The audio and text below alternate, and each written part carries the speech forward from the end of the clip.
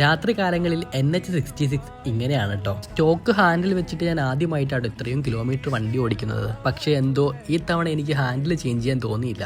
സമയം ഏകദേശം 1 മണി കഴിഞ്ഞു. മറ്റു വണ്ടികളുടെ ശല്യമൊന്നും ഇല്ലാത്തതുകൊണ്ട് നാഷണൽ ഹൈവേ നന്നായിട്ടൊന്ന് എൻജോയ് ചെയ്ത് വണ്ടി ഓടിക്കാൻ പറ്റി. ഫൈനലി നമ്മൾ കർണാടക ഗോവ ബോർഡറിലെത്തി. ഈ ടണൽ കണ്ടപ്പോൾ നമ്മുടെ കുതിരാൻ ടണലാട്ടോ എനിക്ക് ഓർമ്മ വന്നേ. ശരിക്കും ഇവിടെ എത്തിയപ്പോൾ ഞാൻ ഓർത്തു, നമ്മുടെ യാത്ര ഡേ ടൈമിലായിരുന്നെങ്കിൽ എനിക്ക് ഒരുപാട് നല്ല നല്ല പ്ലേസുകൾ കാണാമായിരുന്നു. സമയം അങ്ങനെ 4 മണിയായി. ഇനി അങ്ങോട്ടൊരു ചായ കുടിച്ചിട്ട് ബാക്കി ഓടിക്കാലോ എന്ന് വെച്ചു. ഗ്ലാസ് ചെറുതാണെങ്കിലും ചായക്ക് 20 രൂപയായിട്ടോ. എപ്പോഴാണോ നമ്മുടെ റൈഡ് സ്റ്റാർട്ട് ചെയ്തത് അപ്പം മുതൽ ഏകദേശം ഒരു 60 to 65 റേഞ്ചിലാണ് ഞാൻ വണ്ടി ഓടിച്ചിരുന്നത്. അതുകൊണ്ട് തന്നെ ഒരുപാട് സ്ഥലങ്ങളിൽ വണ്ടി നിർത്തി റെസ്റ്റ് എടുക്കേണ്ടി വന്നിട്ടുണ്ട് എനിക്ക്. സേഫായിട്ട് വണ്ടി ഓടിക്കുക, സേഫായിട്ട് നമ്മുടെ ഡെസ്റ്റിനേഷനിൽ എത്തിച്ചേരുക എന്നതാണല്ലോ നമ്മുടെ ലക്ഷ്യം.